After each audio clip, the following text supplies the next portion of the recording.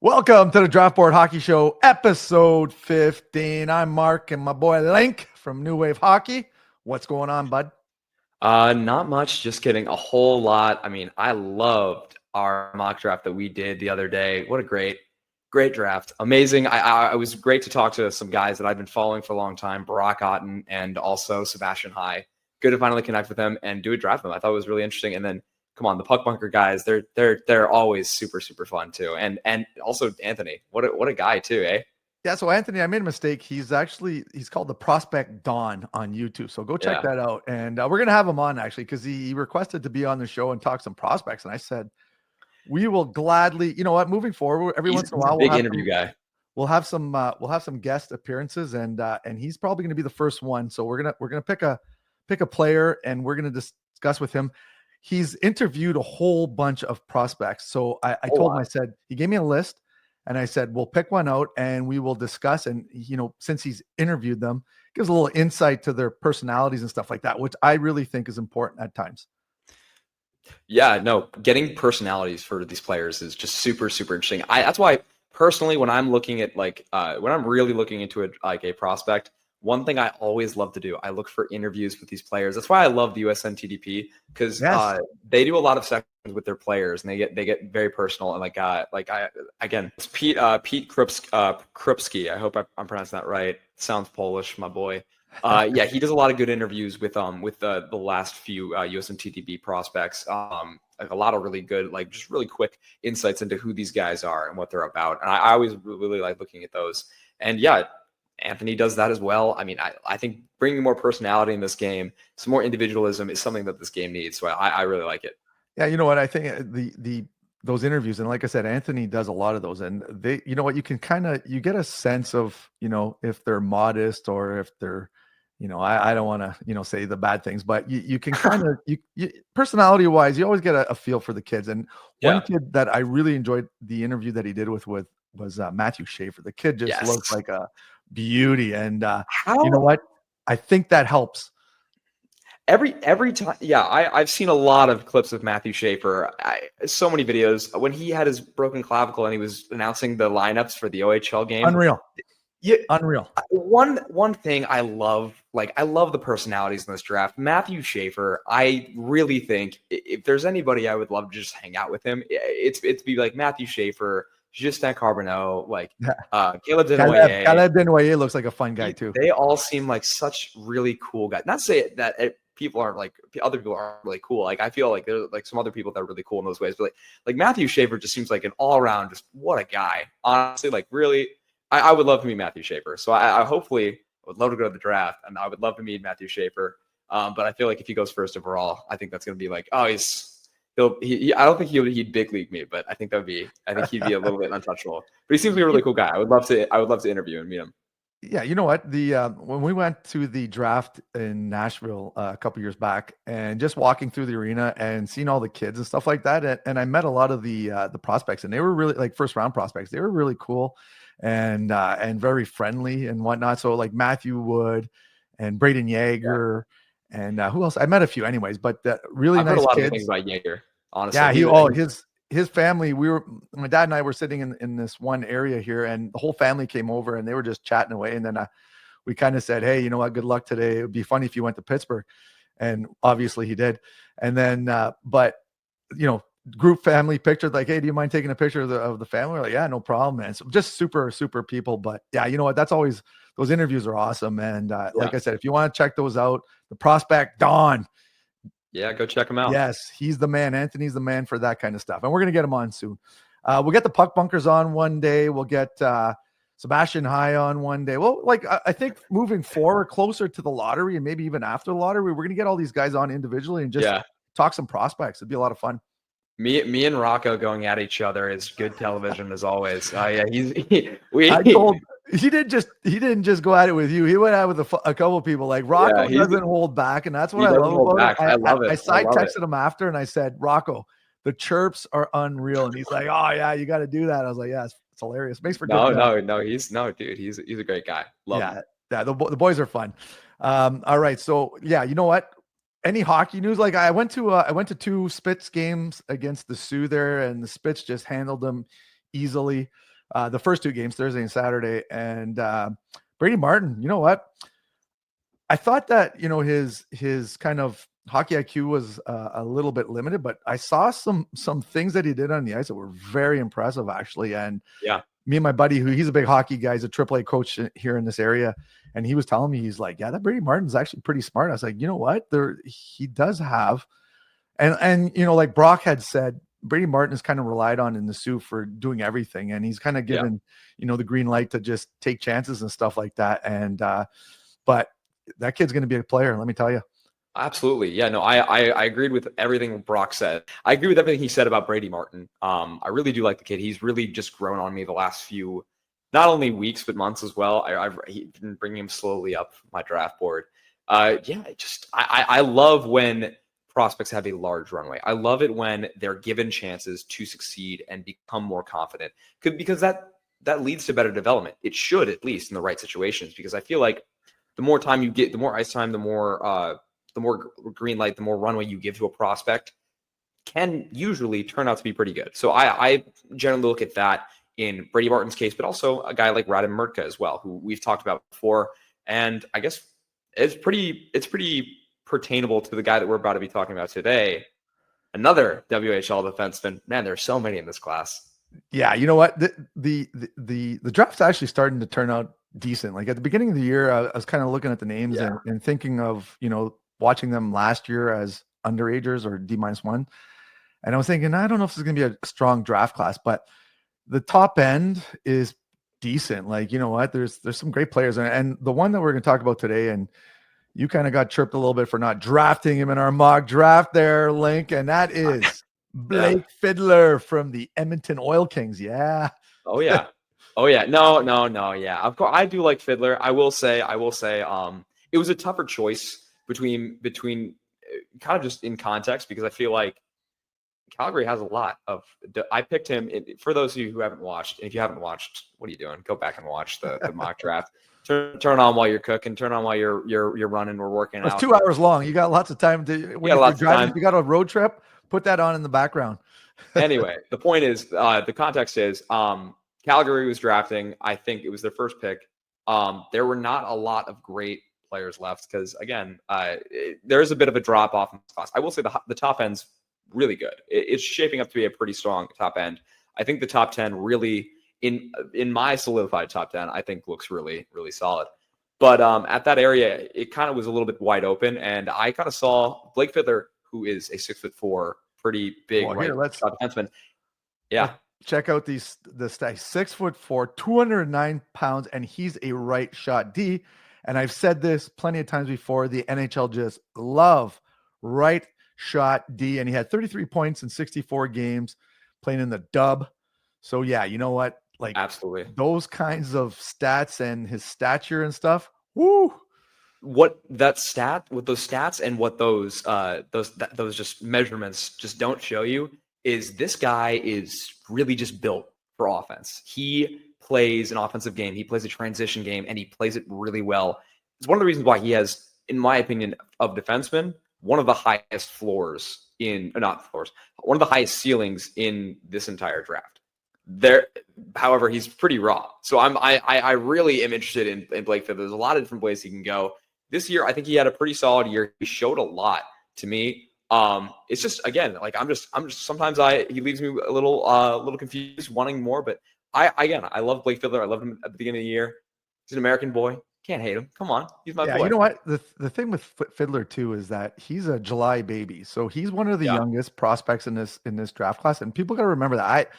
Like I said, that 7-8 month disparity between players. Like if you got a January player or say an 06, October, so he's almost a year younger than some of these players in this draft, and so there is room to grow and for him to develop. I did see a nice progression this year. I want to show one clip you were saying about him jumping into the play, and I showed this on the mock draft, but check out him jumping in, and then the shot. Like, watch this shot.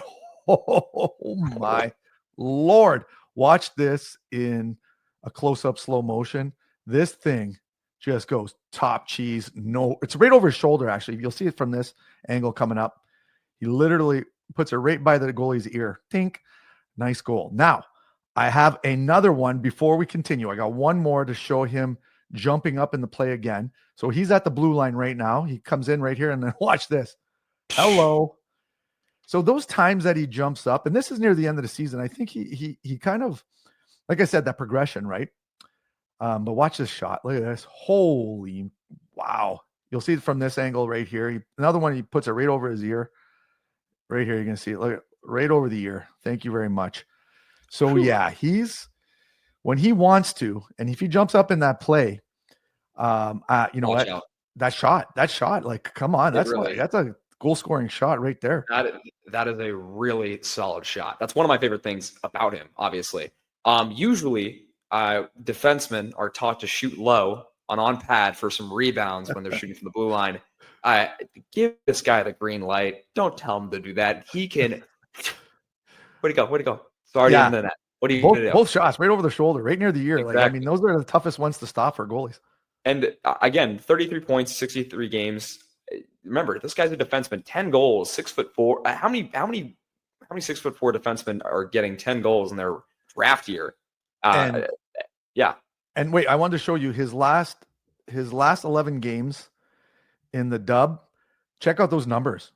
So we got 2, 4, 6, 8, 9 points in his last 11 games. So he picked it up a notch offensively near the end of the season, which is also a good sign. And, you know, there are some holes in his games. You know, sometimes positionally he gets a little lost at times. But you know what? Those are things that you can be taught, right? The skating is decent for his size. I think there's another level that he can reach, actually. You can see that he still has some room to grow skating wise. And he's a decent skater already. Don't get me wrong. I'm not saying he's a bad skater. I'm saying he's a really good skater. But if he gets a little explosiveness, a little acceleration to his game, because his four-way mobility is really good. His straight-on skating is great. So let me show you one more clip here. I want to show the meanness. So he's number 3 here. He comes across, was thinking about taking that guy's head off. And then he comes, runs this guy. And then that's Ben Kindle, just threw to the ground. So yeah, you know what? He doesn't mind. He's got some physicality to his game, and you like that. Yeah, of course. I really do like that. Again, the compete's great. I really do like a lot of parts of his game. It's just, again, I'm a little bit more concerned with more smaller details in his game. I still think the world of his ceiling. I think if put in the right situation, when coached right, this guy really does have the sky of his limit. I mean, we talk about it. I've heard about it all year. Skating, shot, and as big as he is, there's no limit to what he can do. But looking at his contemporaries, I think Jackson Smith projects, I guess, better offensively and skating wise, and Radim Murka, I feel like, projects better defensively. So, what do you want out of Blake Fiddler? What can you get out of him? I feel like he's very malleable. You can get whatever you really want out of him. And I could see a team falling in love with this guy. Absolutely. I mean, it's all there right in front of you. It's just, I'm kind of confused in terms of what he's going to be exactly. Because I never really saw a certain archetype. I never really saw a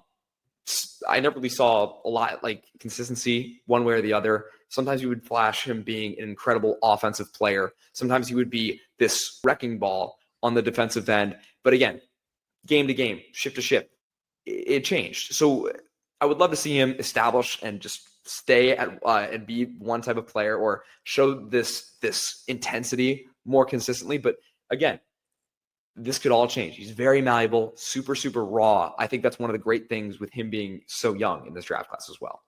Yeah, no, you know what? I think that there's, like I said, there's some untapped potential there. And with the right coaching and the right development. And I mean, you know, we got to remember defense usually take a little bit longer to develop anyways. And I mean, if you look at years past, there's not too many guys that step into the NHL in year 1 or even year 2. And some guys take 3-4 years before they get to that next level. And so here's a player that I think that if developed properly and, you know, finds what his niche is, I think that this could be a big steal of the draft. And especially if he lands later, not later, but mid to late.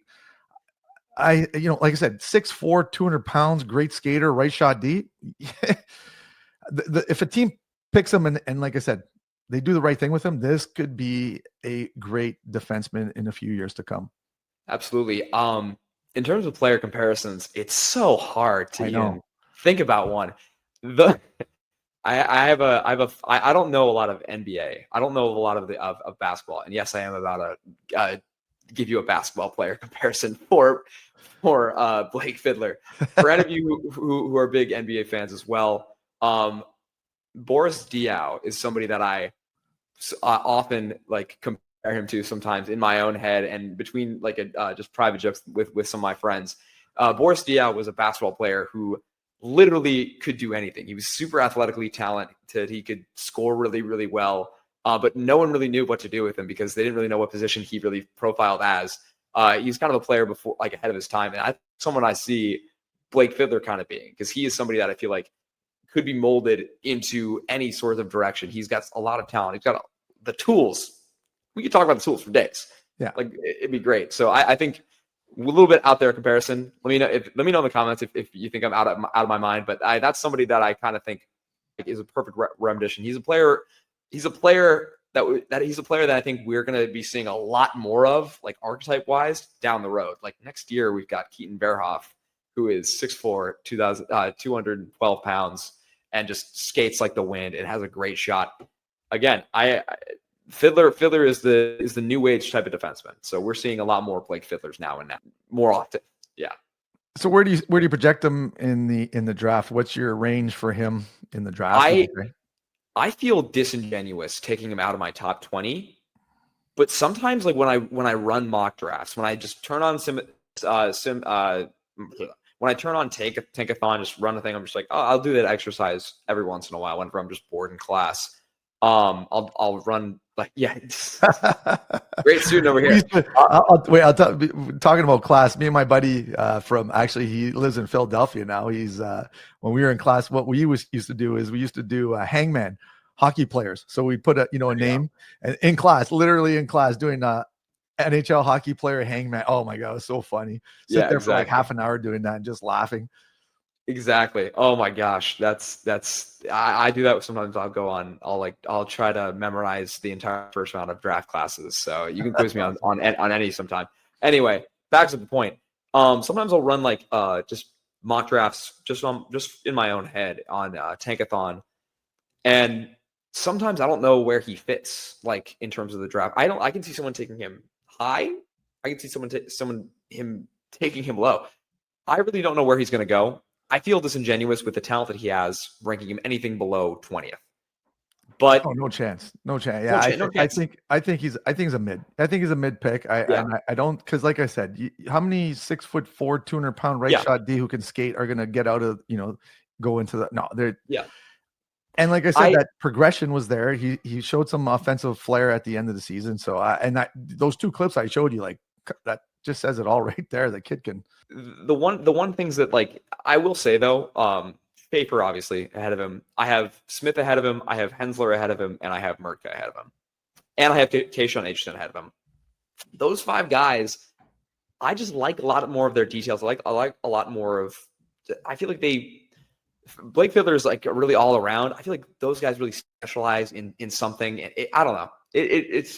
I feel confused because I sometimes I don't know where to put Blake Fiddler, but I think this is a really good discussion because I feel like this is going to be one where a lot of our comment section is going to be very divided on him. So like that's someone where I'm going to be here. So feels like, let us know. Let us know what you think of Blake Fiddler and where he's going to fall in this draft because like I said, I think his range is pretty wide in some mocks and rankings and stuff like that. So it's going to be pretty interesting to see where he lands.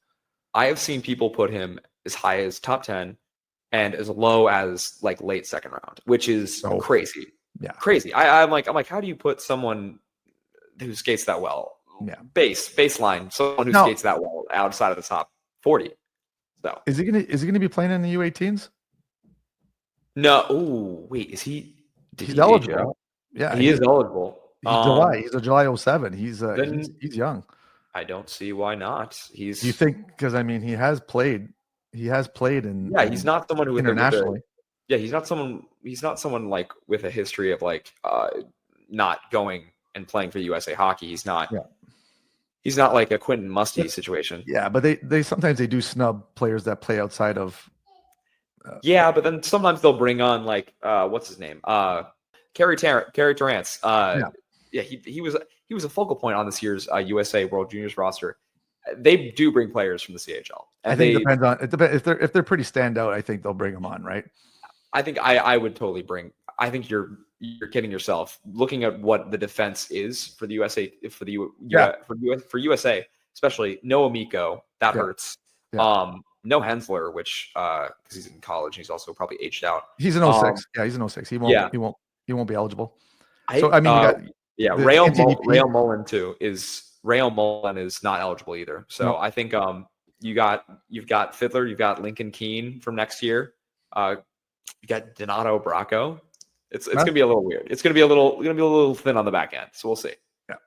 All right. So now moving on to follower questions. There we got a bunch of stuff that we're bringing up some stuff from the mock draft. I think too. Eh? Oh boy. Yeah. We got a lot. We got a lot. Yeah. Okay. So I had a lot of questions about poutines when I was going to Montreal. So here's one that we have. And he told me Alpha in Longueuil. Or Gregoire and Mercier. So you know what? I'm really, really excited about checking out a couple of. There's another one. Had another. We got a couple of them saying La Banquez or Gregoire was another. Yeah. So like I said, I'll probably have 2 a day. I'm not gonna lie to you. I love those things, and that's gonna be 2 a day. Oh, yeah. I will. No problem. Yeah. So I've been to Montreal 3 times. I will say, once when I was very little, don't even remember. And twice for the Formula One Grand Prix. Oh, what a week! What a time! That's crazy. Eh? The Grand Prix is unreal. Oh, I love it. And I get poutine every time I'm there. I have to every single time. But there's another thing that I always get whenever I go to Montreal, and that is beaver tails. And I absolutely love them, but they're horrible for you. I love it, but all the food there is horrible for you, but it's all fried. But hey, I love it. All right, what do we got? Any hockey related questions? I got this one right here, so we'll see. So Yogi Bear's tie. Very interesting names here we got here. Sorry. Yeah. I would like a list of forwards 6'2" plus because the Ducks general manager has a type, and that's a great question. Look, every single year I think you could make some very interesting content about who's the most Pat Verbeek type player every single year because he surprised everyone in the draft. The last three or 4 drafts, I would say, because we have McTavish, then Minchikov, then Carlson over Fantilli, and then last year Seneca shocking the world. Yeah. Currently the Ducks pick. I'm gonna look this up because I don't know off the top of my head because it changes every day. There's a few players at the top there that are 6'2" plus. So yeah. So the Ducks are picking 9. Oh, right now they're picking 9. Getting close to that fallout of. Yeah. You know who, and I look. I think he's going top 10, and I think he's better than he's going to go higher than this, but Roger McQueen could fall right into their lap. What about Jake O'Brien? Oh, he's 6'2". Yeah, maybe. Yeah, I mean, 6'2". Wait until the combine. He might be taller than that. Yeah, no. Wait until the combine for my boy Victor. He's pushing Eklund. that, but Roger McQueen, I like that.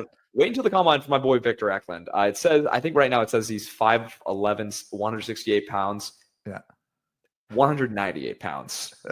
Put it. If I could bet on weight, you've been saying that since day one that he's thicker than he stated. Kid's a beast. Kid is absolutely in the gym all the time. I'm trying to find another one as well. All right, we got one more there, Linc. Yeah, so Nathan Tyone says, could we expect April rankings from both of you? Linc has hinted at his rankings for a while now, and it's driving me nuts. Yes. Nathan, we are working on it, both of us collectively. The reason why it's taking so long for me, I don't know what you're doing, Mark, but I'm doing a top 100, which why am I doing that while I'm in the middle of the Because you're young year? and you got time, that's why? Because I'm young, ambitious, and I think I have all the time in the world. So I am sacrificing some valuable time that I have left here in studying abroad to bring you guys a top 100 because I think I think if I set a top 100 for myself now, I'll be able to reference it like a lot better once I'm again free for the summer. So we will see. But I will. I'll be dropping I'm a top 32 in April, and I don't go further than the first round. I'll go like maybe 40, 50 deep. That's about it. That's all I have time for. But yeah, Linc, if you want to see a lot, go to Linc. He's got New Wave Hockey. He'll have a whole whack there for you. I hit 100 last year, and that was me procrastinating. So that was me procrastinating and not really having my head in the game.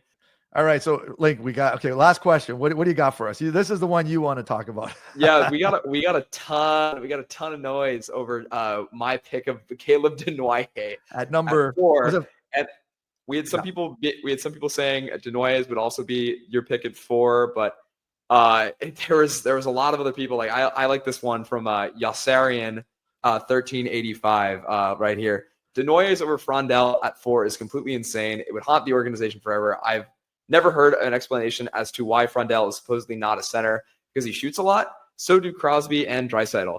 I thought that was a really funny comment. So in context, you got a lot of flack for taking Caleb, or even though Darren was in love with that pick. This is going to be one of those things after the top 3, in my opinion. It's kind of like personal preference and what an organization is going to like. And, maybe the combine, maybe the interviews, whatever the case may be. But I mean, I didn't mind Caleb. Personally, I've kind of gone with Frondell. That's tough. I mean, I don't know. I watched both their games, and I'm kind of yo-yoing between both of them. Because I've loved Caleb Denoyer since day one. And Frondell, as of late, watching more, he's great. Watching more of his tape, but that's a tough one. I mean, you know what? The draft day is going to be interesting. That's all I can say. I'll quickly summarize it. I feel like I've talked about it a lot because again, it is so contentious once you get past Hagens at 3. I've been pretty clear. Misa is 1 for me, Schaefer's 2 for me, Hagens, and then there's a large drop off, and then it's a lot of other people. It's another grouping. I think the top 3 are very ahead of the rest of the people in the draft, and then we'll see what happens. The reason why I think Caleb Denoyer because I think the next tier under the top 3 is Eklund, Martone, Frondell, and Denoyer in no particular order. I guess I'll be revealing it later this month.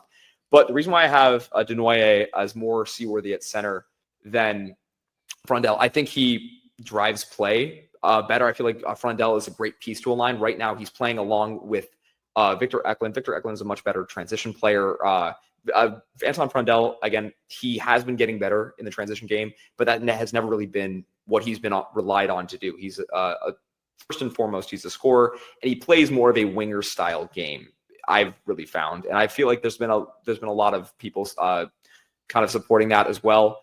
And honestly, Caleb Denoyer is a better face-off taker, is what I've found to find. So again, if you don't agree with me, that's completely fine. Go ahead. I actually love reading these comments. They're so funny. So it was all good. It gave me a good chuckle. I thought that was pretty funny. Yeah. Hey, listen, at the end of the day, that and the funny thing is that, every year with these mock drafts, and even like guys like Bob McKenzie, he gets it wrong. And, Bob McKenzie is probably the closest guy to these drafts. And, like he didn't have Beckett Seneca at number 3 last year. So, you know what? And I think that we don't know what's going on in NHL organizations' minds and stuff like that. So we just take a guess. And I mean, as amateur scouts and public scouts or whatever you want to call it, we just like having fun and talking hockey. I mean, that's the main reason why I do it. I just love chatting hockey with fellow hockey lovers. So, you know what? I put my 2 cents in, and I'm a good sport. I'll smile my way through it. So I keep bringing on the comments. I love them all. So it's all good. Yeah. So you know what? I think maybe next episode, Linc, maybe we'll bring on Anthony, the prospect Don. We'll figure out a player that he's interviewed, and we'll talk some shop, and it'll be a fun, I think, moving forward. And even like getting closer to the draft, I think maybe we'll do like a couple of episodes a day. I mean, a week. Oh yeah. And, When I have more time, we're gonna be churning these out like it's nobody's business. My prospect of the week little series, which has become like prospect of the month because I've been so busy with school.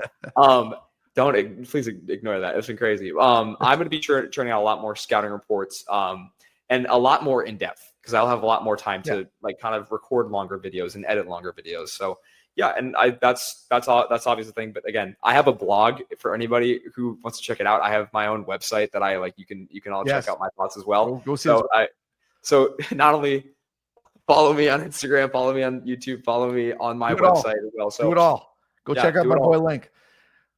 And all right. Also, so that sounds good. But yeah, we're super excited. Hey, that was a great mock draft. We're continuing so on. I'm so excited to get down to the wire, because it's always the most fun when it gets like April, because now we got the U18s coming up, we got the lottery coming up, like all kinds of crazy stuff. And April 1st. And the CHL playoffs are in full effect now. It's just a great time for hockey. Oh, we didn't even talk about this, but Michael Misa is like on the verge of like elimination too. I didn't even see. I was just like putting this into the end, but it's crazy. But no, like Malcolm Spence has been turning it up in the league. Yeah, that's something I thought we should at least mention, because he's the best player in this draft, in my opinion.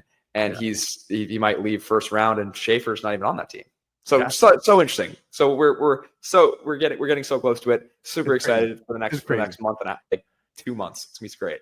Another great episode, Linc. Love it, buddy. And everyone, thanks for watching. Leave us some comments.